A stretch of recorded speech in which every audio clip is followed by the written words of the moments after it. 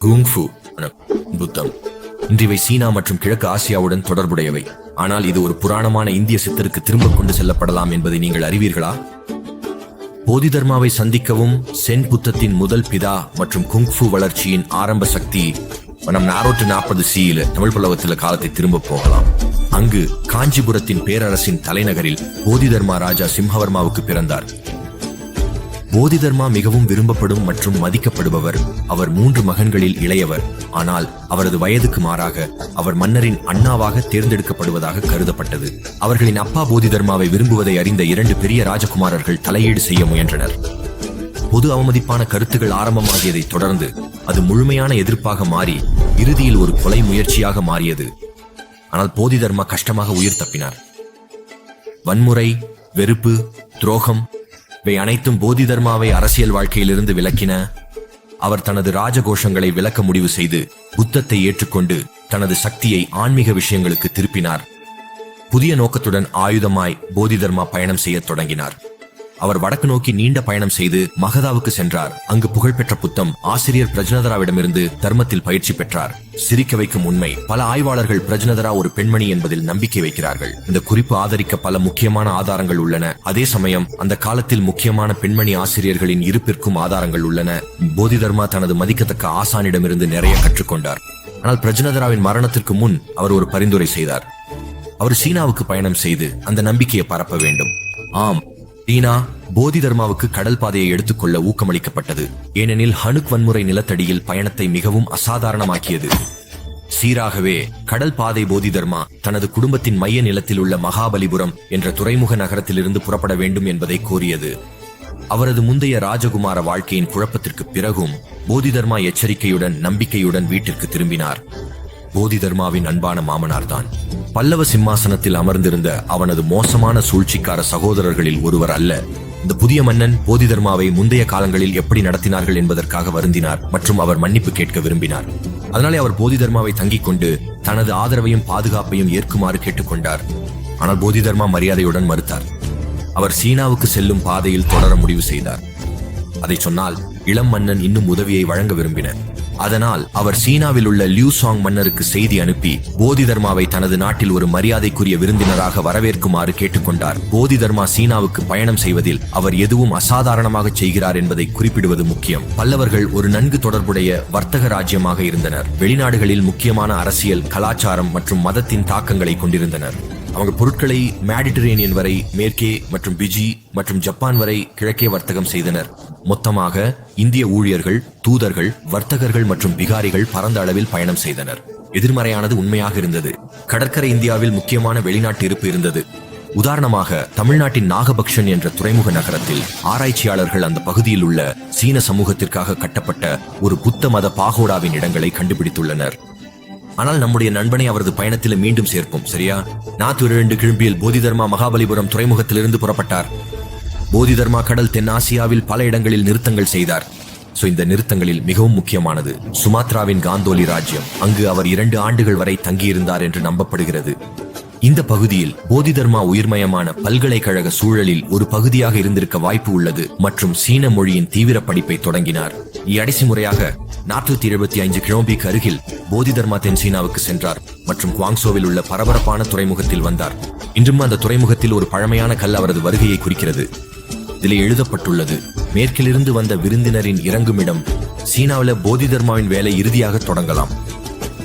475 kilometre சீனா 2 அரச வழிகளாக பிரிக்கப்பட்டது, வடக்கு வேய் மற்றும் தெற்கு லியூசாங். புத்தம் மதம் ஏற்கனவே வடக்கில் வெற்றிகரமாக பரவியிருந்தது. இந்த பகுதியில் 30,000 கோவில்கள் இருந்தன மற்றும் மக்கள் தொகையின் 5% புத்த மத புலவர்களாக சேவையாற்றியுள்ளனர். தெற்கில் இருப்பினும் புத்த மதம் பெரும்பாலும் உயர்ந்தவர்களுக்கு மட்டுமே வரையறுக்கப்பட்டது. இது பொதுமக்களிடையே இன்னும் பிரபலமாகவில்லை. எனவே போதி தர்மா தெற்கில் பரபரப்பான மெட்ரோபாலிட்டன் குவாங்சோவில் போதித்தார். இந்த காலத்துல போதி தர்மா ஹுவாலியன் கோவிலில் வாழ்ந்து வேலை செய்தார். ஆனால் அருகிலுள்ள குவாங்சி கோவிலிலும் போதித்தார். போதி தர்மாவின் இருப்பை உறுதிப்படுத்தும் போதுமான உடல் ஆதாரங்கள் உள்ளன. உதாரணமாக ஹுவாலியன் கோவிலில் வாழ்ந்த போது அவர் 5 கிணறுகளை கட்ட உத்திவிட்டார். ஒவ்வொன்றிலும் எழுதப்பட்ட எழுத்துக்கள் உள்ளன. இவை இன்று வரை பாதுகாக்கப்பட்டுள்ளன. மேலும் கோவிலின் வளாகத்தில் உள்ள 3 கதவுகள் மேற்கிலிருந்து வந்த விருந்தினரின் எழுத்துக்களை கொண்டுள்ளன மற்றும் கோவிலின் உள்ளமைப்பில் போதிதர்மாவின் பின்பற்றுபவர்கள் அவரது மரியாதைக்காக 72 அடி உயரமான ஒரு சிலையை நிறுவினர். இந்த மிதியான வாழ்க்கை எப்போதும் நீடிக்காது. 49 கிலோபில குவாங்சோவில் 15 ஆண்டுகளுக்கு அருகில் கழித்த பிறகு போதிதர்மா மற்றும் புதிய கி அரச வழியின் மன்னர் வூவின் இடையே ஒரு பிரபலமான உரையாடல் நடந்தது. பாருங்கள். மன்னர் பல புத்த கோவில்கள் கட்டுவதற்கான பலன்களை பற்றி அறிய விரும்பினார். இதற்கு பதிலாக போதிதர்மா ஜென் போன்ற வெற்றிடத்தின் கோட்பாட்டை விளக்கினார் மற்றும் மன்னருக்கு கோவில்கள் கட்டுவதற்கான எந்த ஒரு பலனும் அவர் பெறமாட்டார் என்று கூறினார். கோமாப்கி மன்னர் வு போதிதர்மா உடனே தனது இடத்தை விட்டு செல்ல விட்டார். போதிதர்மா முட்டாள் அல்ல. ஒரு ராஜகுமாரராக அவரது வாழ்க்கை அரசியலின் உண்மையான ஆபத்துகளை பற்றி அவருக்கு கற்றுத்தந்தது. அவர் அந்த பகுதியில் இருந்தால் அவர் சிக்கல்களை எதிர்கொள்வது தெரிந்தது. அதனால் போதிதர்மா ஒரு கம்பு படகில் யாங்சே ஆற்றை கடந்து வடக்கு வேயின் தலைநகரமான பெஞ்சிங்கிற்கு சென்றார். வடக்கு பகுதியில் தனது ஆரம்ப ஆண்டுகளில் போதிதர்மா மிகவும் நகர்ந்தார். மன்னர் சாவோ வென் நார்த் டுமோதிஃபார் சியில் தலைநகரத்தை லுவாயாங் நகரத்திற்கு மாற்றிய போது போதிதர்மா மற்ற முக்கியமான பிக்ஷுக்களுடன் அங்கு சென்றார். 2 ஆண்டுகளுக்கு பிறகு மன்னர் புராணமான ஷாவ்லின் மடத்தை கட்ட உத்திவிட்ட போது போதிதர்மா அங்கு சென்றார். சிரிக்க வைக்கும் உண்மை, வரலாற்றாசிரியர்கள் ஷாவ்லின் மடத்தை போதிதர்மாவின் மரபுடன் தொடர்புபடுத்துவது மிகவும் பொதுவாக இருந்தாலும் அந்த கோவில் உண்மையில் வேறு ஒரு இந்திய ஆன்மீக ஆசானான பிக்ஷு பட்வாவின் சார்பில் கட்டப்பட்டது. போதிதர்மாவின் ஷாவ்லின் மடத்தில் கழித்த காலம் குறித்த விவாதங்கள் குறைவாக இல்லை. ஏனெனில் அவர் மரபு மாறுபட்ட மனிதர், மரபு மாறுபட்ட முறைகளை போதித்தவர். எடுத்துக்கொள்ளுங்கள், உதாரணமாக அவரது சென் போன்ற தொழில்நுட்பம் சுவர் நோக்குதல் என்று அழைக்கப்படுகிறது. போதிதர்மா சோங்ஷான் குகையில் ஒரு கல் சுவருக்கு எதிராக 9 ஆண்டுகள் வரை தியானத்தில் கழித்ததாக கூறப்படுகிறது. இந்த அணுகுமுறை சீனாவில் புத்தம் சார்ந்த சிந்தனையின் ஒரு முக்கிய வெற்றியாக கருதப்பட்டது. இது பெரும்பாலும் வேதங்களை அடிப்படையாக கொண்டது. தியானமயமாக கொண்ட இந்திய புத்தம் இன்னும் பரவவில்லை. போதிதர்மாவின் தியான மயமாக கொண்ட அணுகுமுறை பாராட்டும் மற்றும் எதிர்ப்பும் பெற்றது. அவர் பல நண்பர்களை பெற்றார். அதில் 2 முக்கிய சீன சீடர்கள் ஹுய்கோ மற்றும் டாஃப் யூ உள்ளனர். ஆனால் அவர் பல எதிரிகளையும் பெற்றார். போதிதர்மாவின் போதனைகள் சாதாரண மக்களுக்கு அணுக முடியாதவையாக கருதப்பட்டன மற்றும் பாரம்பரிய சீன புத்தர்கள் இது மதத்தின் பரவலை மந்தமாக்கும் என்று கவலைப்பட்டனர். அரசியலால் உறுதியாக உள்ள பிக்ஷுக்கள் போதிதர்மாவை நிறுத்த வேண்டும் என்று முடிவெடுத்தனர். ஒரு கதைப்படி நிலத்தின் பரிமாற்றம் என்ற எழுத்தாளரால் முன்மொழியப்பட்ட போதிதர்மா 528 சியில் ஒரு பொறாமை கொண்ட போட்டியாளரால் விஷம் கொடுக்கப்பட்டதாக கூறப்படுகிறது. மற்றொரு கதை டாவ்ஸ்வான் என்ற எழுத்தாளரால் முன்மொழியப்பட்டுள்ளது. போதிதர்மா குறைந்த ஆற்றின் கரையில் இறந்ததாக கூறுகிறது. இது எக்ஸிகியூஷன்ஸ்க்கான பிரபலமான இடமாக இருந்தது. டாவ்ஸ்வான் போதிதர்மாவின் போதனைகளுக்கு எதிரான எதிர்ப்பை பற்றி விரிவாக பேசுகிறார். அதனால் போதிதர்மா தனது நம்பிக்கைகளுக்காக வடக்கு வேயின் புரட்சியின் இறுதியில் சுட்டுக் கொடுக்கப்பட்டதாக கருதப்படுகிறது. ஆனால் இன்னும் ஒரு சுவாரஸ்யமான கதை. இந்த முறை ஒரு அற்புதமான மக்கள் கதை போதிதர்மாவின் இறப்பை சுற்றியுள்ளது. மத்திய ஆசியாவில் பயணம் செய்யும் போது ஒரு சீன அதிகாரி போதிதர்மாவை சந்தித்ததாக மத்திய கால எழுத்துக்களில் கூறப்பட்டுள்ளது. போதிதர்மா தனது பிடித்த ஆயுதமான ஒரு தென் இந்திய நீண்ட கம்பத்தை எடுத்துக் கொண்டிருந்தார். அதன் உச்சியில் ஒரு செம்பருத்தி தொங்கியிருந்தது. அந்த அதிகாரியுடன் உரையாடும் போது போதிதர்மா அவர் தனது அன்பான தேசமான இந்தியாவுக்கு திரும்புகிறேன் என்று விளக்கினார். ஒரு செம்பருத்தி குறித்து அவர் அந்த அதிகாரி விரைவில் புரிந்து கொள்வார் என்று கூறினார். உரையாடலால் குழப்பமடைந்த அதிகாரி ஷாவ்லின் கோவிலுக்கு பயணம் செய்தார். ஆனால் போதிதர்மா 3 ஆண்டுகள் முன்பு இறந்துவிட்டதாக கண்டுபிடித்தார். ஆர்வம் பிக்ஷுக்களை அவரது கல்லறையை திறக்க தூண்டியது. ஆனால் அவர்கள் ஒரு உடலையும் ஒரு செம்பருத்தியையும் தவிர வேறு எதுவும் கண்டுபிடிக்கவில்லை. அந்த நாளிலிருந்து போதிதர்மா ஒரு கம்பத்தை எடுத்துக்கொண்டு அதன் உச்சியில் ஒரு செம்பருத்தி தொங்கியிருப்பதாக அடிக்கடி வரையப்படுகிறது. சீன மற்றும் இந்திய சமுதாயத்தில் நிலவிய கருத்து போதிதர்மா ஷாவ்லின் குங்புவின் புகழ்பெற்ற நிறுவனர் என்பதாகும். அந்த குறிப்பு நிலைத்திருக்கிறதா? சாத்தியமாக இருக்கலாம், ஆனால் சிக்கலானது. போதிதர்மாவை பற்றிய விரிவான கதை ஆதாரங்களை அடிப்படையாக கொண்டு அவரது பிடித்த ஆயுதம் 6 பட்டைகள் கொண்ட கம்பமாகும். இது தென்னிந்தியாவிலிருந்து வந்த சிலம்பம், போர்க்கம்பம் மற்றும் கெட்டுக்காரி போர்க்கம்பத்தின் வடிவத்திலும் செயல்பாட்டிலும் ஒத்ததாக உள்ளது. சுவாரஸ்யம். அப்போது இந்தியாவுக்கு மீண்டும் செல்வோம். ஆயிரக்கணக்கான ஆண்டுகளாக பல்வேறு மாறுபட்ட போர்களை மரபுகள் இந்திய உபகண்டத்தில் ஒரு வீடு கண்டன. இந்த மரபுகள் பிராந்தியத்திற்கு பிராந்தியமாக மாறுபட்டன. குப்தா பேரரசின் படையணி கணக்குகள் 130க்கும் மேற்பட்ட வெவ்வேறு ஆயுதங்களை அடையாளம் காண்கின்றன. அவற்றை பயிற்சி பெறுவது முக்கியம். லோட்டஸ் சூத்திரத்தில் ஒரு குத்துச்சண்டை கலைக்கு குறிப்பு உள்ளது. யோகாம் சூத்திரத்திலும் போர்களை குறித்த குறிப்புகள் உள்ளன. பெண்கள் மட்டுமல்ல, ஆண்களும் கத்தி, கம்பு, 4 கம்பு மற்றும் வில்லும் அம்பும் பயிற்சி செய்ய வேண்டும் என்று பரிந்துரைக்கிறது. மக்கள் இந்தியாவில் போர்களை பயிற்சி க்ஷத்திரியர்களுக்கே மட்டுமே உரித்தானது என்று அடிக்கடி நினைக்கிறார்கள். இது வரலாற்று பார்வையில் முற்றிலும் தவறானது. ஜாதி உயர்தர பயிற்சியை பெறுவதற்கான தடையில்லாத காரணமாக இருந்தது. உதாரணமாக, இந்திய வரலாற்றில் போர் பிரச்சாரங்களில் சேவையாற்றிய நன்கு பயிற்சியடைந்த விவசாயிகள் முக்கியமான போர்களை குலங்களை உருவாக்கியதை நாம் அறிவோம். 8வது நூற்றாண்டின் குவலேமலா என்ற உரையில் சலாத் மற்றும் காடகா கல்வி நிறுவனங்களில் போர்க்கலைகள் கற்பிக்கப்படுவதாக விவரிக்கப்படுகிறது. இந்த நிறுவனங்களில் உபகண்டத்தின் அனைத்து பகுதிகளிலிருந்தும் பிராமண மாணவர்கள் பல போர்களை முறைகளை கற்றும் மற்றும் பயிற்சி செய்தனர். துரதிருஷ்டவசமாக பிரிட்டிஷ் காலனிய கொள்கை பெரும்பாலான உள்ளூர் இந்திய போர்க்கலைகளை அழிக்க காரணமாக அமைந்தது. வட மற்றும் தென்னிந்தியாவில் சில பரவலாக உள்ள போர்களை மரபுகள் மட்டுமே மீதம் உள்ளன. இப்போது நமது கவனத்தை தென்னிந்தியாவிற்கு, குறிப்பாக தமிழ்நாட்டிற்கு போதி தர்மாவின் பிறப்பிடத்திற்கு மாற்றுவோம். தென்னிந்தியாவில் போதி தர்மாவை பாதிக்க வாய்ப்பு உள்ள 4 போர்களை மரபுகள் உள்ளன. களரியா பாட்டு என்பது பழமையான ஆயுத அடிப்படையிலான மரபாகும். இது போர்க்கலைகளின் தாயாக குறிப்பிடப்படுகிறது. இதன் இருப்புக்கு 200 கிலோமீட்டர் காலத்திற்கு முந்தைய எழுத்து ஆதாரங்கள் உள்ளன.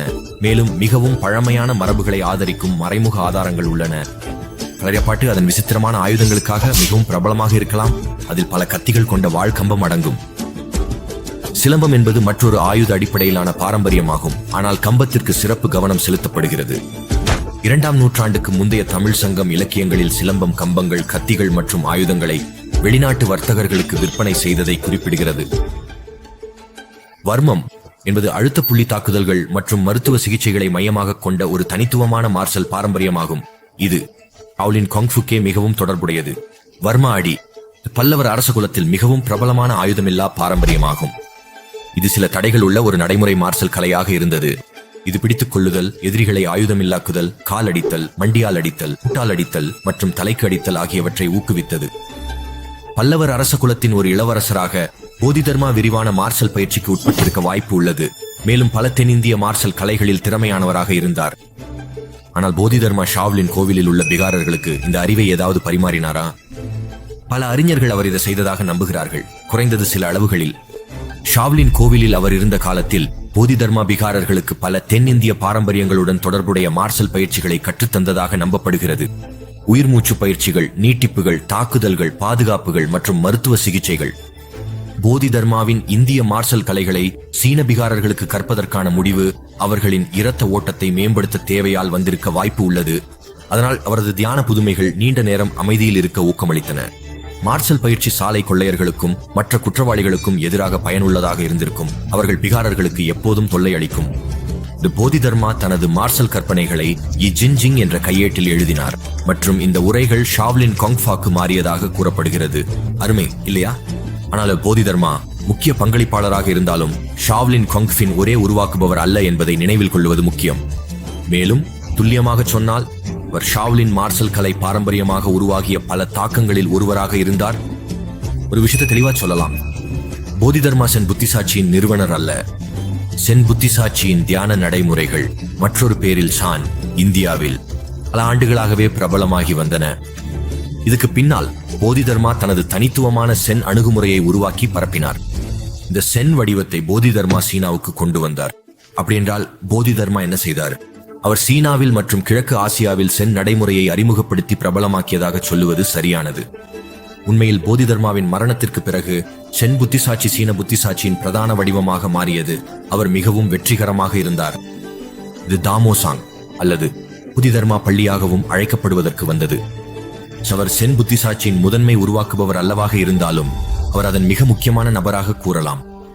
போதி தர்மாவின் கற்பனைகள் சீனாவில் தனிமைப்படுத்தப்படவில்லை.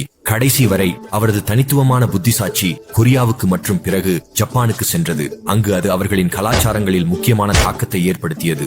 போதி தர்மாவின் தாக்கம் மிகவும் முக்கியமானது. உண்மையில் ஜப்பானியர்கள் அவரை தங்கள் நாட்டுடன் மேலும் நெருக்கமாக இணைக்க புதிய கதைமுறைகளை உருவாக்கினர். உதாரணமாக, சீன புராணங்கள் 528 கிலோமீட்டர் பாய்சன் மூலம் அவரது மரணத்தை அடையாளம் காண்கின்றன. ஜப்பானிய புராணங்கள் அவரது ஆன்மா பிறகு நாராவில் ஓஜி மாகாணத்தில் உள்ள காடோகா மலைக்கரையில் வாழ்ந்த ஒரு ஞானி பிச்சைக்காரராக மறுபிறவியாக வந்ததாக கூறுகின்றன. உண்மையில் போதி தர்மாவுக்கு அர்ப்பணிக்கப்பட்ட ஜப்பானின் 8 கோவில்களில் மிக முக்கியமானது ஓஜி மாகாணத்தில் அமைந்துள்ளது. போதி தர்மாவின் கலைகளுக்கான பங்களிப்புகளால் கிழக்கு ஆசியாவில் அவர் சமுராயர்களால் மதிக்கப்படவும் விரும்பப்படவும் இருந்தார். அதனால நீங்கள் ஓஜி மாகாணத்தில் அவரது அர்ப்பணிக்கப்பட்ட கோவிலின் தோட்டங்களை பார்வையிடும் போது பல முக்கியமான சமுராயர்களின் கல்லறைகளை காணலாம். ஜப்பானில் போதி தர்மாவின் கலாச்சார பங்கு காலத்தோடு விரிவடைந்து மாறியது. அவர் தர்மா என்ற பெயரில் அறியப்பட்டார் மற்றும் குழந்தைகளின் பாதுகாவலராக, பிறப்பு தேவதையாக மற்றும் நல்ல அதிர்ஷ்டத்தை கொண்டு வருபவராக பிரபலமாக இருந்தார். குறிப்பாக எடோ காலத்தில் கடுமையான காய்ச்சலின் பரவலின் போது இந்த நேரத்தில தர்ம பொம்மைகள் குழந்தைகளுக்கான ஒரு அதிர்ஷ்டமான பரிசாக மாறின. உண்மையில் தர்ம பொம்மைகளின் காட்சி பிரதிநிதித்துவம் போதி தர்மாவின் 9 ஆண்டுகள் சாங்ஷான் குகையில் தியானம் செய்ததை பற்றிய புராணத்தின் அடிப்படையில் உள்ளது. புராணத்தில அவரது கைகள் மற்றும் கால் பயன்படுத்தாததால் விழுந்து விட்டன. அதனால தூங்காமல் இருக்க அவர் தனது கண்மூடியை வெட்டினார். மூலபொம்மையின் சிவப்பு நிறம் ஏடோ காலத்தில் காய்ச்சல் மற்றும் சிறு காய்ச்சலுடன் சிவப்பின் தொடர்பிலிருந்து வருகிறது. இன்னும் தர்ம பொம்மைகள் முக்கிய திருவிழாக்கள் மற்றும் நிகழ்வுகளில் ஜப்பானிய தேர்தல்களை உள்ளடக்கிய பரிசுகளாக வழங்கப்படுகின்றன மற்றும் கண்கள் விருப்பங்களை உருவாக்கும் வழிபாட்டின் ஒரு பகுதியாக பெறுபவரால் வரையப்பட வேண்டும். அதுவே இதோ உங்களுக்காக. போதி தர்மா உண்மையில் வாழ்க்கையை மிஞ்சிய ஒரு நபராக இருந்தார். சில துணிச்சலான குற்றச்சாட்டுகள் அவரை பற்றியவை மிகைப்படுத்தப்பட்டிருக்கலாம் என்றாலும் நீங்கள் அறிவீர்கள்.